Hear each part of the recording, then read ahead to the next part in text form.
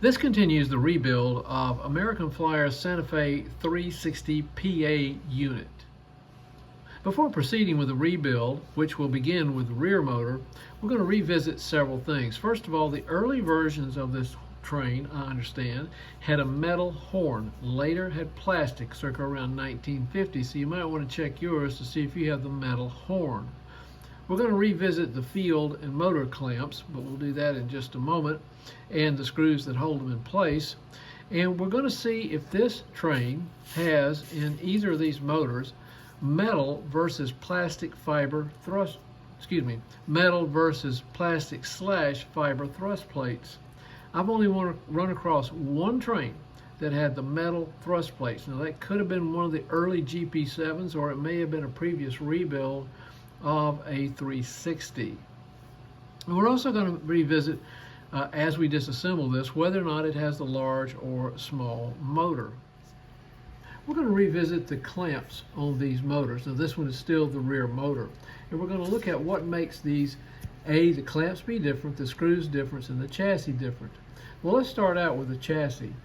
Chassis that are used on the single clamp assemblies versus the two clamp assemblies are not interchangeable with other Alco diesels. This came as a surprise to me. I thought they would be, but they are not.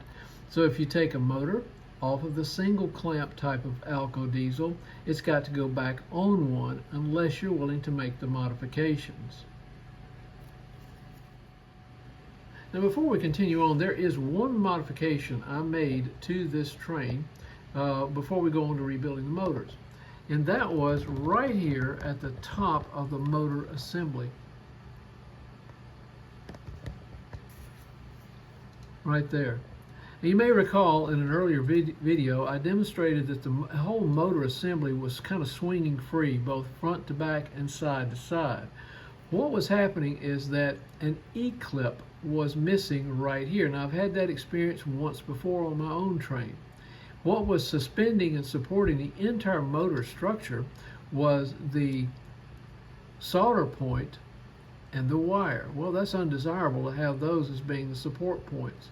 And what was missing, I have found, at least on one other occasion, is an E-clip. Now let me see if I can bring this one into focus. It's in the bag. I was going to try to not take it out of the bag because it's hard to hold. There it is, right there. That is an E-clip. And it fits on the top of these brackets right here.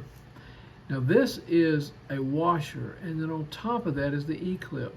The E-clip actually has a groove that is designated for it. There's a groove cut all the way around in the top of this clamp assembly right here that protrudes through the chassis, the train's chassis, the locomotive's chassis, and that groove is a place where you can snap that E-ring or E-clamp on. It's easy to do. It's fairly easy to do. I use the smallest needle nose pliers I have to hold the E-clip right there in the center, and then I push it in, but you're fast going to run out of space to push it in because of the nose on the needle nose pliers, but all I do is position it in place. Then I turn the needle nose pliers downward like this and equally squeeze both sides to snap it on. It may take a little practice, but it works over and over. Now you can see that the motor is attached to the train's chassis the correct way. No more swinging back and forth. These are both equivalent. So that's how that is corrected. Now back to the clamp assemblies. And I don't know what year this changed or whether it was consistent, but there is a change. This is a single motor and field clamp. It both holds the field in place. Matter of fact, it's what's used to center the field right here on these screws, which are on each side, and it supports the entire motor. The screw that holds it in place in this single clamp is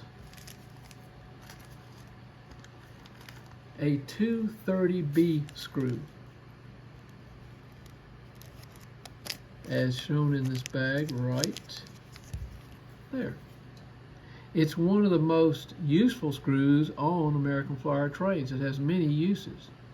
It has the round shoulders on the head, and the shaft is slightly tapered.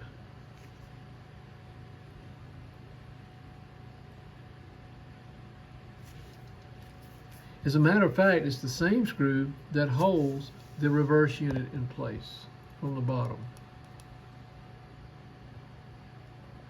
As opposed to the double clamp assembly. I call it a double clamp, but I think it's called a field clamp. This is called the field clamp and yoke assembly as combined, and then others are called the field clamp and the yoke assembly separate.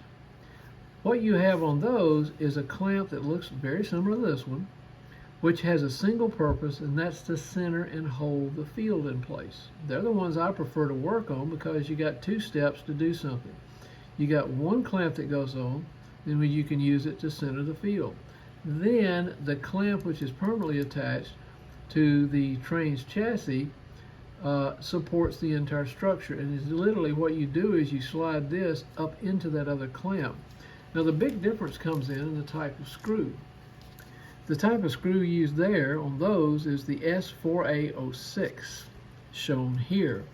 What's the difference? Well, the shaft is longer, has a larger diameter, it is not tapered at all, and the head of the screw, which is where the key change is flat and square. It is not a smooth shoulder or tapered shoulder that goes down. It is consistent across the top of the screw.